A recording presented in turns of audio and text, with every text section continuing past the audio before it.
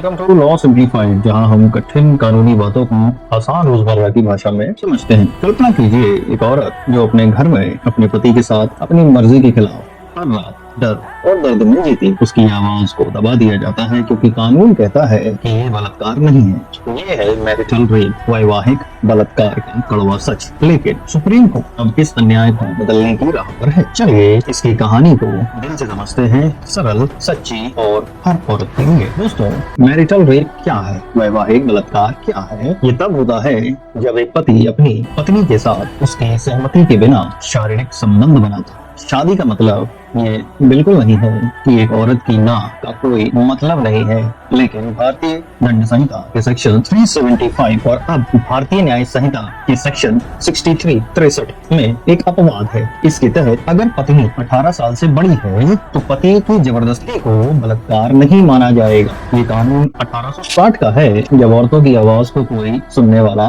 नहीं था। चलिए इसे एक कहानी से समझते हैं। राधा एक 28 साल की औरत, जिसने प्यार से शादी की, लेकिन शादी के बाद उसका पति उसकी मर्जी को कुचलने लगा। अब हर बार जब वो ना कहती, उसे डराया जाता, चुप कराया जाता। राधा ने सोचा, क्या मेरी कोई आजादी नहीं है? वो अकेली नहीं है। नेशनल फैमिली हेल्थ सर्वे कहता है कि 32% शादीशुदा औरतें ऐसी हिंसा प्रतिदिन झेलती हैं, लेकिन कानून की इस खामी ने उनकी आवाज छीन ली है। अब बात करते हैं सुप्रीम कोर्ट की। तो अक्टूबर 2024 में chief justice D.Y. Chandrachud, justice J.B. Pardiwala और जस्टिस मनोज मिश्रा की बेंच ने इस मुद्दे पर सुनवाई की। कई याचिकाएं दायर हुई, जिनमें एक्टिविस्ट रुथ मनोरमा और All India Democratic Women's Association जैसे संगठन शामिल हैं। इन याचिकाओं में कहा गया ये अपवाद संविधान के अनुच्छेद 14 जो समानता की बात करता है और अनुच्छेद 21 जो जीवन और गरिमा के अधिकार की बात करता है, उसका उल्लंघन करता है। सीनियर वकील करुणानिधि ने कोर्ट में जोर देकर कहा, एक बलात्कारी चाहे पति हो,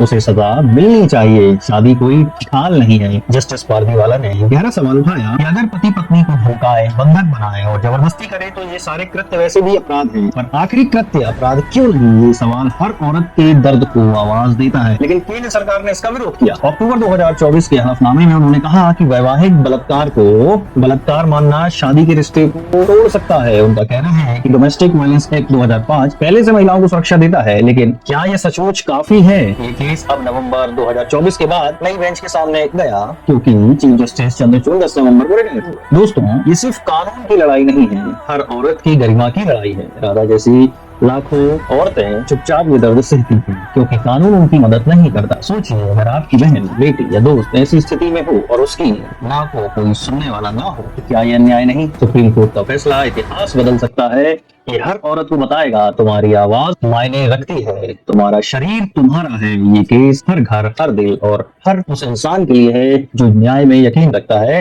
तो दोस्तों, आइए इस बदलाव का हिस्सा बने। आप क्या सोचते हैं, क्या मैरिटल रेप को अपराध माना जाना चाहिए? कमेंट बॉक्स में अपनी राय जरूर लिखें। अगर ये वीडियो आपके दिल तक छुआ हो तो लाइक करें, शेयर करें, सब्सक्राइब करें। लॉ सिंप्लीफाइड के साथ कानून को समझना और बदलाव लाना आसान है। मिलते हैं अगले वीडियो में।